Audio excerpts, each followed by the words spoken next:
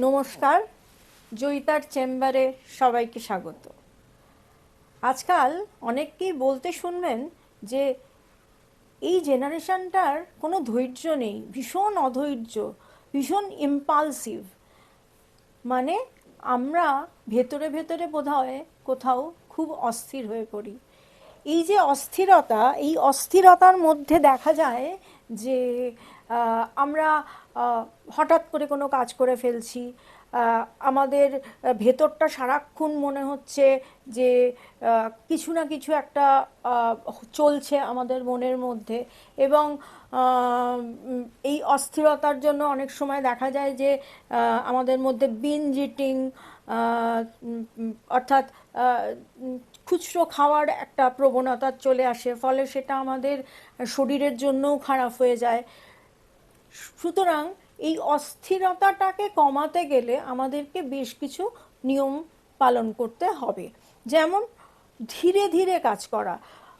যখন আমাদের অস্থিরতা থাকে তখন দেখা যায় আমরা তাড়াতাড়ি খাচ্ছি, তাড়াতাড়ি করছি, যেন কোথাও একটা তাড়া আছে আমাদের, কিন্তু নেই।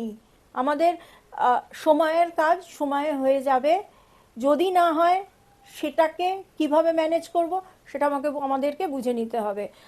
কিন্তু অস্থিরতা যদি থাকে সেক্ষেত্রে আমাদের প্রথম যে জায়গাটার মধ্যে আমরা দেখব সেটা হচ্ছে যে ধীরে ধীরে কাজ করা, সমস্ত কাজ ঠিক ঠিক করে আস্তে আস্তে করা, তাড়াতাড়ি না।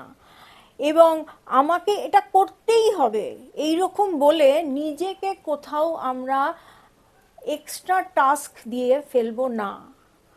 করতেই হবে, পারতেই হবে না। আমরা নিজেকে কখনোই এইভাবে নিজে একটা বার্ডেনকে আমাদের মধ্যে নিতে পারি না। যেমন অনেকেই মনে করেন যে পজিটিভ ভাবো, পজিটিভ ভাবো। পজিটিভ ভাবাটা ওইটা একটা টাস্ক হয়ে যায় আমাদের কাছে। যদি আমরা নিজের মনকে অন্তত একটু ভালোভাবে জানি তাহলে দেখা যাবে যে অটোমেটিক্যালি আমাদের মধ্যে পজিটিভ চিন্তা আসছে। আর এটাও সত্যি যে এই ইম্পালসিভিটি বা আমরা যে অস্থিরতার কথা বলছি সেটাকে যদি কমানোর দরকার হয় তাহলে কিন্তু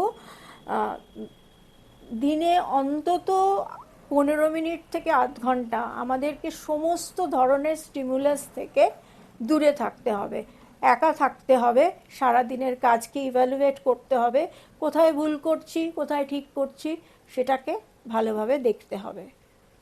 এগুলো যা বললাম সেগুলো সবই বড়দের ক্ষেত্রে প্রযোজ্য, কিন্তু ছোটদের জন্য আলাদা অনেক টেকনিক আছে যেগুলোর সাহায্যে আমরা বাচ্চাদের স্থির অবস্থায় নিয়ে আসতে পারি।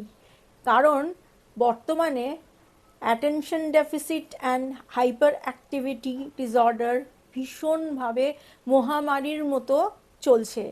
সুতরাং এদের জন্য যে ধরনের কৌশল প্রয়োজন সেটা অন্য কোনো এপিসোডে আবার ভালোভাবে আলোচনা করব।